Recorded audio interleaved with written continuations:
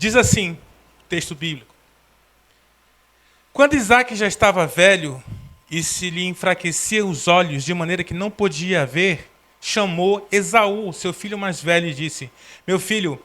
E ele respondeu: eis-me aqui. Disse-lhe o pai: eis que agora estou velho e não sei o dia da minha morte. Toma, pois, as tuas armas, a tua aljava e o teu arco. Sai ao campo, apanha para mim alguma caça e faz um guisado saboroso, como eu gosto. Traze-me para que eu coma, a fim de que a minha alma te abençoe antes que morra. Amém. Até aí. Isso é uma prática muito comum, não só no quesito do patriarcado. Obrigado, filho. Porque Isaac era um dos patriarcas, Abraão, Isaac e Jacó. Mas também no quesito da transferência de posição e responsabilidade.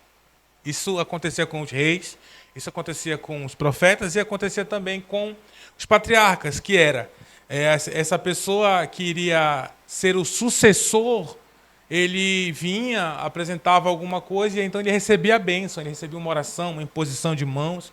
E aí isso era transferido, passado. A gente vê quase todos, ou se não todos os profetas, reis e patriarcas e sacerdotes fazendo isso. Jacó chama ali José e abençoa os 2 filhos. Na verdade, ele faz fila com as 12, os 12 filhos. Quando chega em José, José traz também os 2 filhos, para que ele abençoe. Abraão faz a mesma coisa. E aqui Isaac fazendo isso. Chama Esaú e fala: olha, vem, prepara, pega as tuas armas, pega a tua aljava, pega o teu arco, caça uma caça. E aí, eu acho que como o pai, nessa hora, ele deu uma exagerada, fala assim: primeiro faz uma janta, depois eu te abençoo.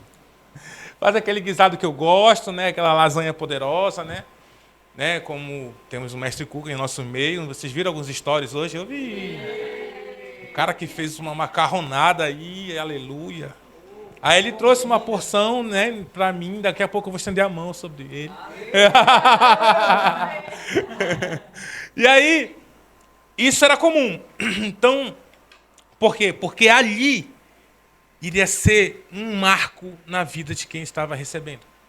Ali, aquela oração, aquela imposição de mãos, aquela liberação, por muitas vezes ali traria um apontamento de destino.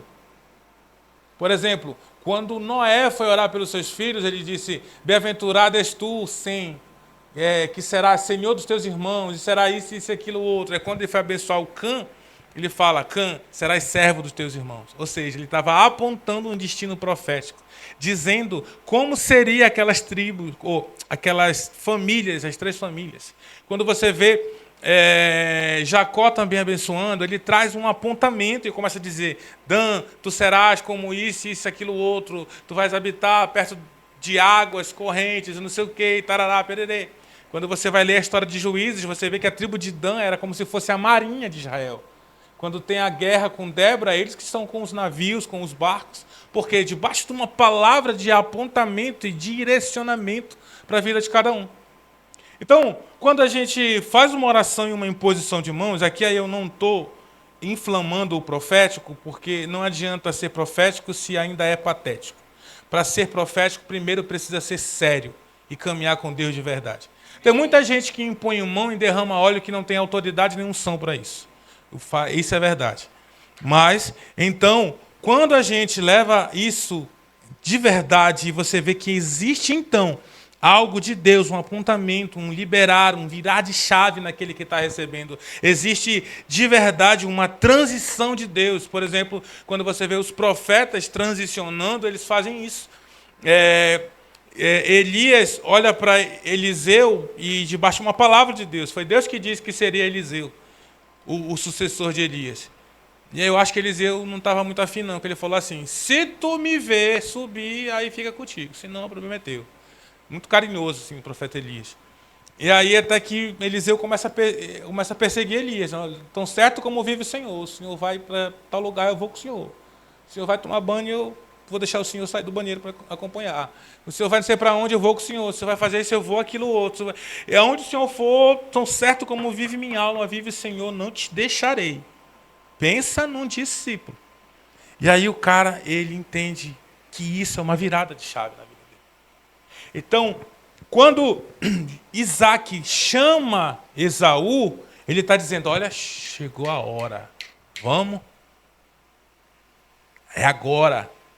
E aí ele fala três coisinhas aqui, que eu quero usar a simbologia bíblica para a gente aprofundar e entender o que nisso está escrito. A primeira coisa que ele fala para o seu filho Isaac, ele fala, pega as tuas armas. A primeira coisa que ele fala é, pega as tuas armas. A representatividade da simbologia de armas, do Antigo para o Novo Testamento, arma significa palavra de Deus. Olha o que diz Efésios capítulo 6, verso 17. Diz assim, usai igualmente o capacete da salvação e a espada do Espírito, que é a palavra de Deus. 2 Coríntios, no capítulo 10, no verso 4, diz, pois as armas de nossas milícias não são carnais, mas poderosas em Deus para derrubar a fortaleza e derrubar todo raciocínio e toda altivez que se levanta contra o conhecimento de Deus, levando cativo todo pensamento à obediência de Cristo Jesus. Quando o apóstolo Paulo vai falar de armas, no capítulo 6 de Efésios, ele está comparando um cristão bem munido, bem cheio da presença, com um centurião romano, com escudo, espada, cinto, calçados, capacete e couraça. Isso era a armadura de um centurião romano. E aí ele começa a falar, olha, o capacete da salvação, o cinto da verdade, a couraça da justiça, o escudo da fé, os calçados da preparação do evangelho. Mas quando ele fala em arma, ele fala a palavra de Deus. Quando ele fala em arma, então ele começa a dizer, a espada é a palavra. E aí, em Coríntios, ele fala, a nossa guerra, ela não é uma guerra física, não é uma espada física real, não é uma pistola .40 que vai te proteger. Mas ele fala, nossas armas não são carnais, mas são poderosas em Deus. Para quê? Para quebrar todo o raciocínio, todo o pensamento, toda a fortaleza, toda a altivez que se levanta contra o conhecimento de Deus. E se tem uma coisa que te faz andar no conhecimento de Deus, é a palavra dele. A gente, quando vai começar a estudar teologia, a primeira coisa que a gente aprende na introdução à teologia é que ninguém estuda Deus. Aí dá vontade logo de desistir, mas estou fazendo o que aqui então? Porque o cara fala o seguinte, teologia, né, teologia, que vem de logos, estudo, palavra, teo é Deus, então estudo de Deus. Na primeira aula, que qualquer curso sério de teologia vai te ensinar é que ninguém estuda Deus. E o cara te traz uma enxurrada de versículos dizendo, Deus é insondável, quem conheceu a mente do Senhor, quem aconselhou o Senhor, quem pode conhecê-lo, quem não sei o quê, E você diz, mas o que nós vamos estudar daqui para frente então? A frase que diz, nós vamos estudar daqui para frente aquilo que Deus se deixou conhecer. E é através da sua palavra. E aí, a gente precisa entender que a palavra de Deus, ela não é apenas versos, ela não é apenas escritos, ela não é apenas versículos, frases, ela não é frases para te motivar ou para te disciplinar apenas. Mas a palavra de Deus, ela é uma munição para transformar a sua vida. Abra comigo a sua Bíblia em 1 João, capítulo 5, versículo 14.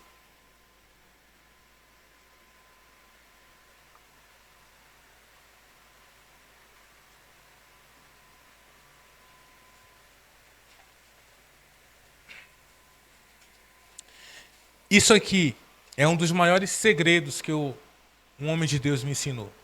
E hoje eu quero compartilhar com você isso aqui. Esse versículo, com essa explicação que esse meu amigo me deu, isso tem mais de 20 anos.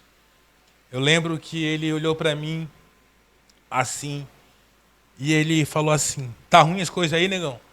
Essa foi a frase dele, tá ruim as coisas aí, negão? Eu falei, tá pegando. Tinha acabado de converter, tinha meses de convertido, meses. E aí, eu estava numa fase assim, eu tocava num grupo de pagode, e eu estava numa fase de ser humilhado. Sabe quando os humilhados serão exaltados? Pois é. Não tem esse versículo, é uma brincadeira, gente. Piada, hahaha. É aquele que se humilha.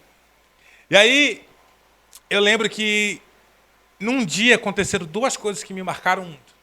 Primeiro, eu fui com um dono do grupo de pagode que eu tocava e dizia, pô, cara, eu preciso de uma lata de leite pro meu filho, pra minha filha. E aí ele olhou pra mim e falou assim, tu não é crente agora? Eu falei, sim, sou. Eu falei, então, pede pro teu pastor. Se tu quiser cachaça, se quiser um beck, quiser samba, tem. Agora, leite, feijão e arroz, aí pede pro teu pastor lá. Caraca. Aí eu voltei para casa. Quando eu cheguei lá, e aí eu fui andando assim, numa distância bem grande assim. E eu encontrei com esse irmão no meio da rua lá, e ele pegou e falou para mim assim. Ele falou, e aí, cara, tá fazendo o quê? Eu falei, pô, cara, aí eu contei para ele, cara, tá acontecendo isso, aquilo, outro. Aí eu lembro que ele pegou R$ 5 assim e falou assim, vai para casa, me espera lá. Aí eu pensando, R$ 5, a passagem era R$ 3,50 no tempo. Aí eu falei, mas o leite é 4. Eu levo o leite, aí eu vou comprar. Estava nessa situação. R$ 1 de ovos, um pacote de leite. Aí igual a viuvinha, vou comer e depois vou morrer com meus filhos. Aí eu fui andando para casa. Quando eu cheguei em casa, ele chega atrás. Depois, um galeto, um açaí, um negócio. Aí, nossa, meu Deus, fiquei assim, surpreso. Aí quando foi... E aí ele chegou com uns 2 irmãos também que comem pra caramba, né? Eu falei assim, ele deu, mas também vai levar um pedaço, porque os caras... Aí a gente foi, almoçou, brincou, aí ele abriu a Bíblia e falou, eu quero te mostrar um negócio. E é esse verso. Depois eu conto o resto da história, foi tremendo. 1 João capítulo 5, verso 14 diz, esta é a confiança que temos nele. Se pedirmos alguma coisa segundo a sua vontade, ele nos ouve. E se sabemos que ele nos ouve, o que pedimos, sabemos que já alcançamos as coisas que lhe temos pedido. Qual é o segredo, então, para você ter as suas orações respondidas? É orar o que Deus quer que você ore. É orar a vontade de Deus. Então, quando você olha para as Escrituras, ela se torna munição para a sua oração. E aí, não tem como as coisas não acontecer. Eu lembro que a primeira vez que eu fui orar por alguém enfermo, eu botei a mão, aí eu fiquei assim, Senhor, cura essa pessoa em nome de Jesus, tira a enfermidade dela. Senhor, toca. Aí ela, né, a pessoa tinha falado que era uma dor de coluna, eu estava orando pela coluna da pessoa. E aí eu lembrei de um verso que diz, e porão as mãos sobre os enfermos, eles ficaram curados. Aí eu falei, vou apelar. Falei, Senhor, o Senhor disse que se eu botasse as mãos nos enfermos, eles seriam curados. Então não tem a ver comigo, tem a ver com o Senhor. Então cura ela agora, em nome de Jesus. Parece soberba? Parece. Mas foi ele que disse. Qual é o nível de confiança que você tem na palavra de Deus? Qual é o nível de confiança que você tem nas Escrituras? Isso vai fazer a diferença na sua vida mesmo. Isso vai ser uma arma. Isso vai ser uma munição para você começar a caminhar no rumo da bênção de Deus e de experimentar algumas coisas que talvez até agora você nunca experimentou. Se ele disse, naquilo que Deus falou, existe um poder criativo, de criação. Paulo disse aos romanos, olha, meu Deus, Deus traz à existência as coisas que não existem. No poder de Deus, no haja, houve, Gênesis 1:1, e disse Deus, haja luz e houve luz. Então, se Deus já falou algo, já é. Se Deus disse, já é. Se Ele falou, é isso. Agora, descubra o que Ele falou. Descubra o que Ele falou e comece a se armar disso. Comece a levar para o seu lugar de oração palavra, Bíblia, versículos. Senhor, o Senhor disse isso a respeito de mim, o Senhor disse isso na tua palavra, o Senhor disse isso. Meu irmão, você vai ver um nível diferente de experiência com Deus que você vai ter. Eu te garanto isso, porque também a palavra me garante. São mais de 8.000 promessas para você orar. Existem mais de 3.600 não temas nas Escrituras. Irmão, munição não falta. Munição não falta. A segunda coisa que Isaac fala para Esaú ir buscar, ele fala primeiro, pegue suas armas. E a segunda coisa ele fala, busca a tua aljava. A aljava é o lugar onde se guardavam as armas, as flechas, né? A espada. Então, é um lugar onde a gente vai reter e segurar aquilo que Deus já falou ao nosso respeito. Todos vocês, sem exceção, e isso eu falo sem medo de errar, pelo menos uma vez na vida, já teve uma palavra direcionada especificamente para você. Sem errar, sem exceção. Alguma vez, Deus já te falou, ou usou alguém, ou te deu um sonho, ou te deu uma visão, ou você abriu as Escrituras e aquilo saltou em você, ou foi uma palavra realmente revelada no seu coração. Então, talvez alguns ouviram, alguns sentiram, mas você tem uma palavra de Deus sobre a sua vida. E aí eu te pergunto, onde está a tua palavra? Porque quando Paulo fala a Timóteo, 1 Timóteo capítulo 4, verso 14, pode colocar para mim? Obrigado. Diz assim, não negligencie, essa versão diz, não despreze o dom que há em ti, o qual te foi dado por profecia, com a imposição de mão dos presbíteros. Ele está falando assim, não seja negligente com aquilo que foi liberado sobre você. Não seja negligente com a palavra que você carrega. Não seja negligente com aquilo que o Senhor te falou. E tem um verso que chama a minha atenção, Lucas capítulo 2, verso 19, fala da mãe de Jesus, de Maria. E aí, pensa na vida dessa mulher. Queria que você se colocasse no lugar de Maria agora. Ela tinha 14 anos. Quantos anos? 14 anos. 14 aninhos. Acho que a Camila já fez 15, né? Eu esqueci que eu fui na festa dos 15 anos. Mas imagina, 14 anos. 14 anos. Aparece um anjo para ela e diz assim, e aí, Mary? Salve, tudo bem? Deixa eu te falar, você vai ficar gestante. E ela faria aquilo que toda menina de 14 anos fez. Ou seja, ela fez aquilo que toda menina faria. Ela disse, espera aí, olha, eu nunca, nada, tô enrolado com o Zé aí, mas a gente está ainda orando, não tem nada, não tem como, anjo. Aí o anjo fala, sobre ti virá o Espírito Santo e tu conceberás. Aí tu tem 14 anos. Beleza. Depois disso, essa menina engravida do Espírito, ok. Por onde essa mulher anda? Ela vira a esquina, as irmãs do coque vêm nela. A Bíblia diz que ela chega na casa da prima, a irmã dela vem, bendita, entre as mulheres, não sei o que e tal. Quando o bebê que estava no meu ventre ouviu a tua voz, ele se encheu do Espírito no meu ventre.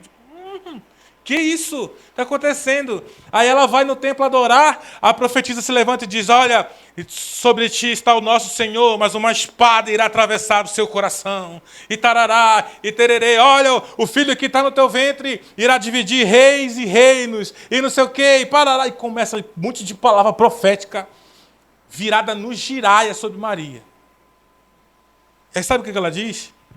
Lucas 2,19. Maria, porém, guardava todas essas coisas e meditava em seu coração. Não sei se acontece com você, mas de vez em quando parece que tem umas estações assim que Deus fica intenso com a gente. Que tudo que a gente olha é Deus, é Deus, é Deus. A gente escuta o louvor e pá, a gente abre a Bíblia, pá, e a gente vai comer um hot dog ali com o crente, aí o crente começa a falar um negócio, eu tô falando, meu Deus, é tudo isso. E aí fala aqui, fala ali, fala lá, o cachorro vai latir, não fala uau, fala glória, glória, brincadeira. Deus começa a te cercar de todos os lados. Cara, eu lembro de um dia que eu não estava bem com Jesus, Jesus começou a me cercar. Onde eu ia tinha alguém. Eu lembro que era mês de julho. Aí eu estava trabalhando de mototaxista, aí chegou uma irmã lá no ponto, falou, me leva lá na igreja. Aí eu peguei e levei a irmã lá na igreja, que era próxima, levei. Ela falou, tu espera aqui que eu vou lá dentro pegar o dinheiro. Aí tinha um menininho assim, de terno e gravata. Menininho assim, na porta da Assembleia.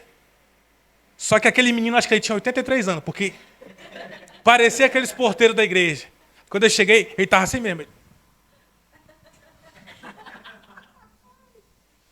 Aí eu cheguei, falei, oi, rei, tudo bem? Aí ele tirou a mão assim e falou assim, quando é que tu vai endireitar tuas veredas, vaso? Aí eu olhei para ele assim, eu falei, e pode criança ser usada desse jeito? Sabe quando a palavra te cerca por todos os lados e começa a te apertar? E Maria pega tudo isso, põe no coração e começa a pensar. E começa a meditar. A palavra meditar é a mesma palavra para ruminar. A vaca come, o capim fica ruminando aquilo. E passa o dia, e rumina, e rumina, e rumina, até descer para o estômago. Onde está a tua aljava com as palavras que Deus já te deu, meu irmão? Como está a tua aljava? Você está guardando aquilo que Deus já te entregou? Sabe, você está zelando por isso. Imagina comigo, vamos pensar aqui juntos. João Batista, 30 anos de deserto, jejuando, comendo gafanhoto, usando pele de camelo. Pense numa comida ruim, pense numa roupa feia. E aí aquele cara, 30 anos no deserto, e jejuando, e orando, até que a voz diz, desce para o Jordão, começa a batizar. Chegou o tempo. Assim como Isaac olha para Esaú e diz, traz lá tua aljava. Chegou a hora. Chegou a hora da mão ser estendida sobre a tua cabeça. Irmão, deixa eu te falar. Tudo que ele aprendeu nesses 30 anos, ele derramou em 6 meses. Tudo que ele foi guardando, tudo que ele foi vendo, tudo que ele foi ouvindo de Deus, todo o jejum, todo o quebrantamento, tudo que ele viveu naqueles 30 anos de deserto, ele teve que liberar em 6 meses. Ele liberou e morreu. Agora, imagina Deus falar para você assim, Wellington, quando eu te chamar, você, naquele momento, você vai ter que derramar, estar pronto com tudo que eu já te dei, com todas as palavras que eu já te dei. Porque, meu irmão, não sei se você sabe, mas João Batista tinha uma missão 007, impossível, que era preparar o caminho do Senhor. Só que esse preparar o caminho do Senhor não era montar uma igreja e dizer, vem Jesus ser pastor. Não. Era no meio do pagode todo, ele levantar e dizer assim, aquele é o Messias, sigam. Agora, como você vai enxergar o Messias num culto de arrependimento, onde está todo mundo sendo batizado e arrependendo? Isso fala de uma visão altamente conectada com o reino dos céus. E aí, você vê que em João Batista, o que acontece, não acontece mais na Bíblia toda, onde ele vê a Trindade inteira em ação. Ele escuta a voz, ele vê o Espírito em forma de pomba diante do Filho. Ele vê a Trindade materializada ali, na frente dele, mano. O cara tinha que ter muito de Deus para reconhecer isso. O cara tinha que ter muito do céu dentro dele para reconhecer isso. Sabe, Salomão, ele começa a dizer lá em Eclesiastes 11:9, assim, olha, alegra-te, jovem, na tua mocidade, anda pelos caminhos do teu coração. Lembra-te, porém, que Deus te pedirá conta de todas essas coisas. Sabe, um dia, cada palavra, cada culto, cada ministração, cada imposição, cada oração, irmão, um dia tudo isso vai ter que aparecer na tua aljava, meu. Um dia tudo isso vai ter que vir para fora. Vai ter um dia, meu irmão, que você vai precisar pôr para fora tudo de Deus que você tem e conhece. Escute isso. Vai ter um dia. Jesus conta uma parábola chamada Parábola dos Talentos. Quem conhece? Para um dá 1, para outro dá 5, para outro dá 10. E aí dá o talento, que era um valor. Talento era uma moeda, um valor. E aí está todo mundo ali com o seu. Sabe o que acontece? Um dia ele voltou e perguntou: cadê o talento que eu te dei?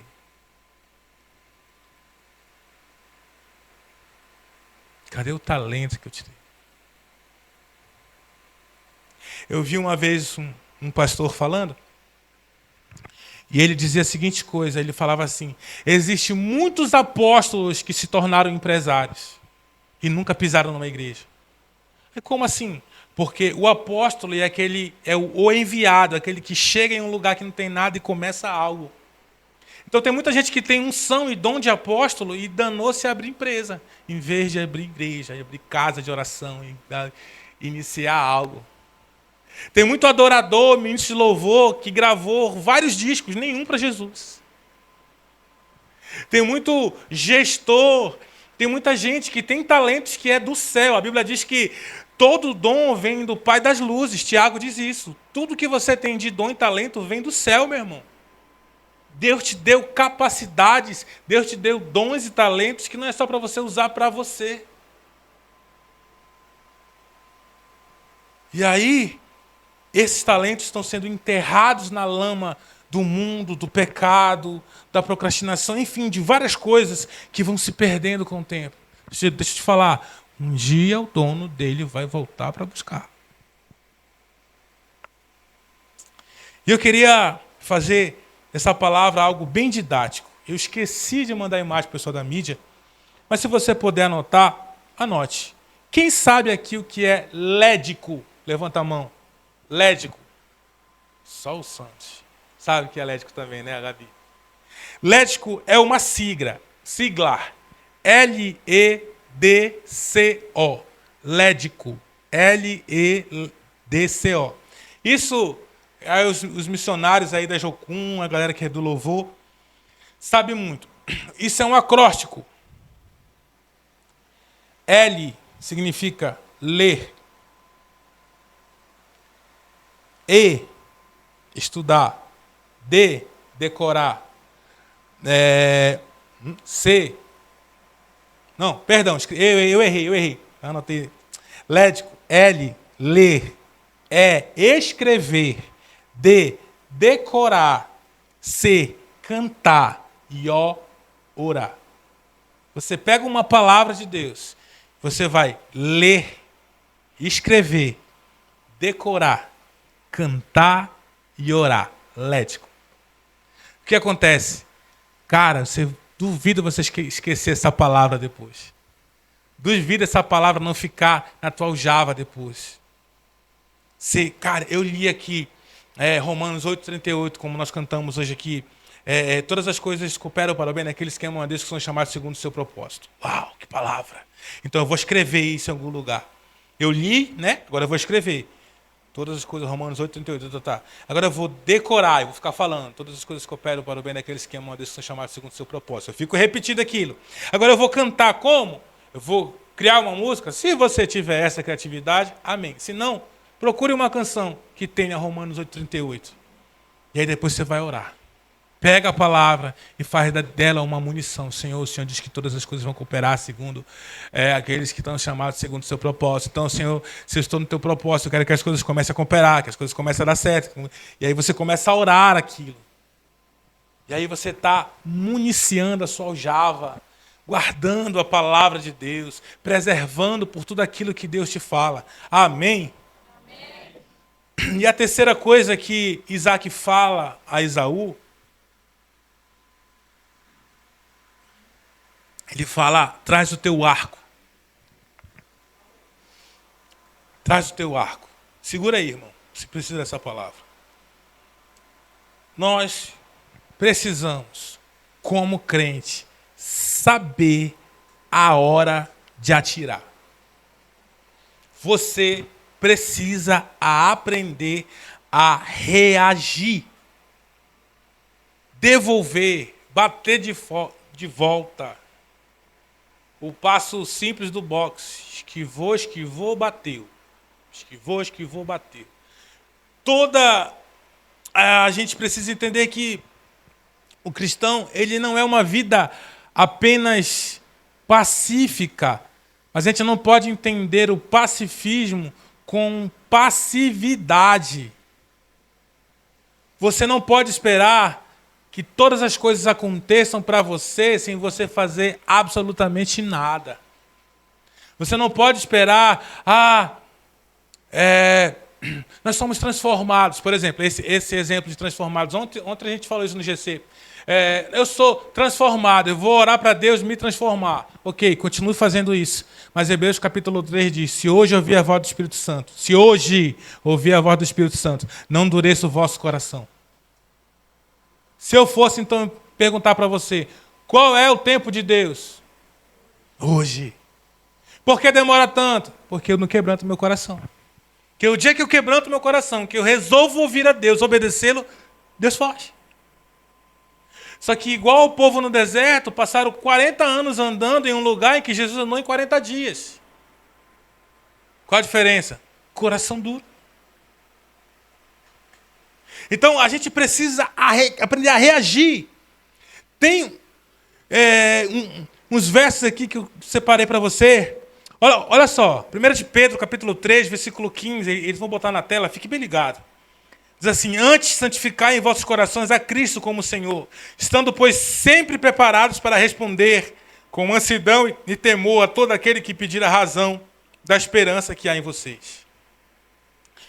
Pedro está falando, esteja pronto, saque rápido, esteja pronto para responder, seja apto para isso. Paulo fala a Timóteo, 2 Timóteo, capítulo 2, versículo 15. Decore esse versículo, pelo amor de Deus. Procura apresentar-te a Deus como obreiro aprovado, que maneja bem a palavra da verdade. E aí diz, procura apresentar-te a Deus. Não é Deus que chega.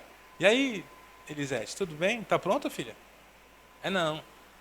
É aquele cara que diz, ei, pai, aqui, bora. Procura apresentar-te como obreiro aprovado. Você chega lá e diz, estou aqui. Sabe, nós precisamos aprender a andar prontos.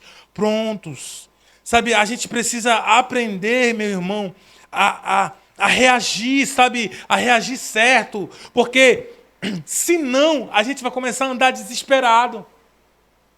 Irmão, deixa eu te falar. Se você é um bom cristão, você pelo menos conhece o livro de Apocalipse. Já ouviram falar no último livro da Bíblia? Apocalipse. Se você lê aquele livro, e se você não tem comunhão com o Espírito Santo, deixa eu falar uma parada, você vai desesperar.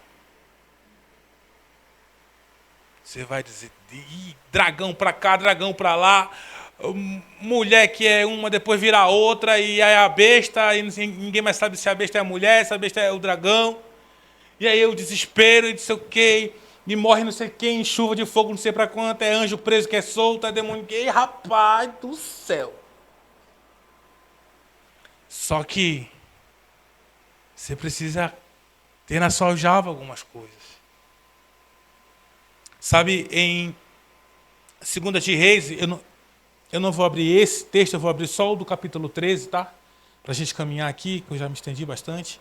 Mas, por exemplo, o reino de Israel foi cercado.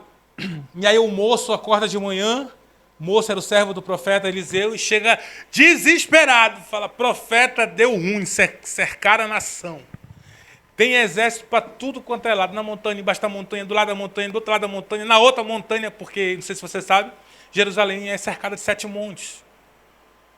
E aí os 7 montes lotados de exército, eram quase 3 exércitos. Aí Eliseu, na minha cabeça, Eliseu era paraense.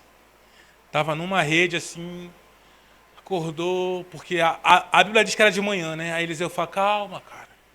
Mais são aqueles que estão conosco do que aqueles que estão com o inimigo.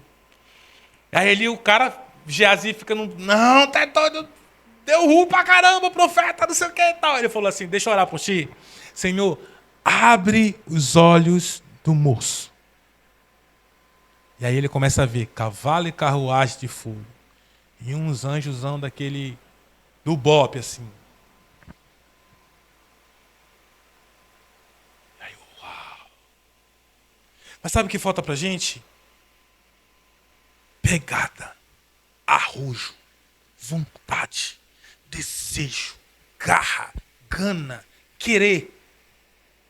Arco fala de violência. Irmão, arco, no contexto bíblico, é um fuzil hoje mesmo. É uma arma de extrema violência. Uma flecha, dependendo da flecha, varava a armadura, meu irmão. E aí a gente precisa exatamente disso. Agora sim, abra comigo. 2 de Reis, capítulo 13, verso 15.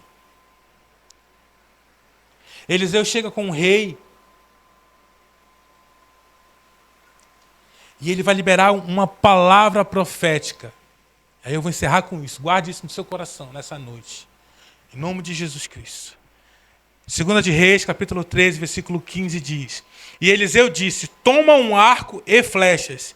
E ele tomou o arco e flechas. Então Eliseu disse ao rei, põe a mão sobre o arco. E ele o fez. Eliseu pôs as mãos sobre as mãos do rei. Imagina a cena. E disse, abre a tua janela para o oriente. E ele abriu. Então disse Eliseu, atira. E ele atirou. E prosseguiu Eliseu, a flecha do livramento do Senhor é a flecha do livramento contra os sírios. Porque tu ferirás os sírios e a fé que até os consumir. Disse mais, toma as flechas. E ele as tomou. Então disse o rei ao rei, fere a terra. E ele feriu 3 vezes e cessou. E o homem de Deus se indignou contra ele e disse, 5 ou 6 vezes deveria ter ferido a terra, então ferirás os sírios até consumir, porém agora só 3 vezes. Deixa eu te explicar essa palavra profética. Eliseu pega o arco, fala, segura aí. Pega a flecha, aí ele põe a mão em cima da mão do rei, fala assim, abre a janela. E ele avisa, dizendo, olha, essa flecha é a flecha do livramento. Essa flecha aqui que você vai soltar é uma palavra do Senhor contra os assírios. Aí ele fala, fere a terra. Aí o cara joga uma flechinha. Aí ele fala, fere a terra. Aí ele pega mais 2. Pronto. Amém, profeta? Deixa eu te perguntar. Imagine o seu pior problema. Pensa aí. Aí Deus fala assim, Tom, de acordo com a flecha que tu vai soltar, vai ser a resolução do teu problema. Tá. Mais uma. Mais 15, pai. Sem parar, pressão, porque, irmão, é a palavra de Deus, é algo que Deus te entregou, é algo que Deus está te direcionando, é um arco, é uma arma onde você vai, debaixo daquela liberação, transformar a sua vida. Aí o que acontece? Bate com força! Não, meu irmão.